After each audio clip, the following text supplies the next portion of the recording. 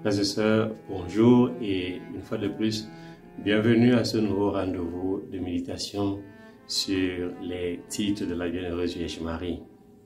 Depuis le début du carême, nous avons choisi méditer chaque jour un titre de la Bienheureuse Vierge Marie. Aujourd'hui, nous voulons méditer sur le titre de Marie, Vierge très prudente.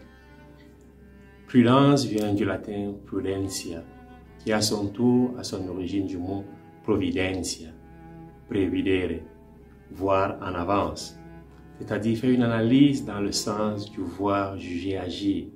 C'est la vertu du discernement. Le catéchisme dit au numéro 1806. La prudence est la vertu qui dispose la raison pratique à discerner en toutes circonstances notre véritable bien et à choisir les justes moyens de l'accomplir.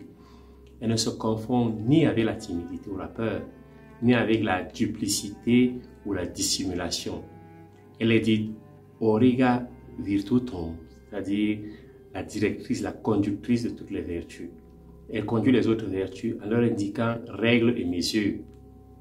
C'est la prudence qui guide immédiatement le jugement de conscience.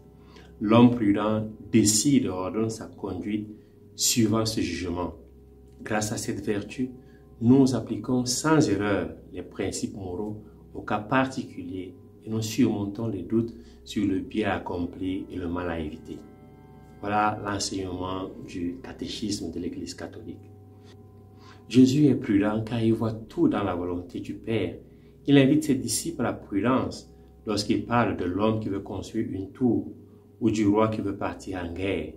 Il dit en Luc chapitre 14, versets 28 à 32, « Quel est celui d'entre vous qui, voulant bâtir une tour, ne commence pas par s'asseoir pour calculer la dépense et voir s'il a de quoi aller jusqu'au bout? Ou encore, et quel est le roi qui, partant en guerre contre un autre roi, ne commence pas par s'asseoir pour voir s'il peut, avec 10 000 hommes, affronter l'autre qui marche contre lui avec 20 000. » La parabole des 10 vierges ou encore la parabole des talents en Matthieu chapitre 25, versets 1 à 35, montrent que Jésus est un homme prudent et nous invite à cette prudence. Jésus est l'homme prudent, il exerce de manière raisonnable ses qualités et ressources pour le salut et la rédemption. Il nous invite clairement à être prudents comme les serpents en Matthieu chapitre 10, verset 16 et de rechercher à entrer par la porte étroite. Marie est très prudente en ce sens qu'elle nous indique la voie infaillible à suivre pour devenir toujours plus fort, toujours plus juste, toujours plus maître de soi, tant dans telle ou telle situation particulière. Elle nous dit, faites tout ce que Jésus vous dira. Marie encore, par son oui, a donné un nouvel sens à l'histoire, une nouvelle direction.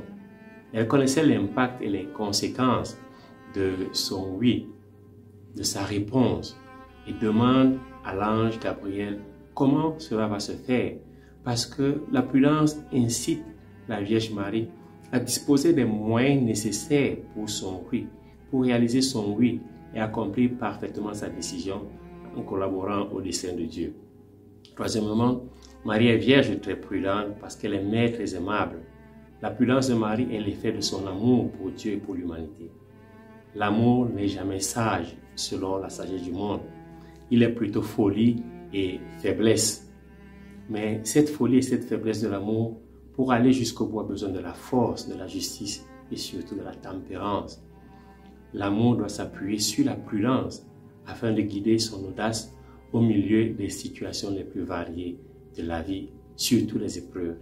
Et Marie nous indique ce chemin. Frères et sœurs, en ce temps de carême, implorons à travers l'intercession de la Vierge Marie la grâce de la prudence pour discerner les voies qui nous mèneront à la victoire de la résurrection.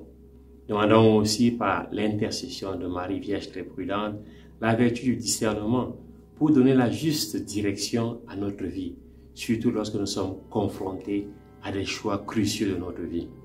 Enfin, qu'elle intercède pour nous afin que l'amour soit la seule force motivante de notre action, de notre parler, de notre pensée, pour parvenir toujours à faire la volonté du Père, même lorsqu'il faut emprunter le chemin de la croix. Disons cette belle prière dédiée à la Vierge Marie. Vierge Marie, vous êtes toute belle, et la tache originelle n'est point en vous. Vous êtes la gloire de Jérusalem, vous êtes la joie d'Israël, vous êtes l'honneur de notre peuple, vous êtes l'avocate des pécheurs. Ô Marie, Vierge très prudente, Mère très clémente, priez pour nous, intercédez pour nous auprès du Seigneur Jésus. Amen.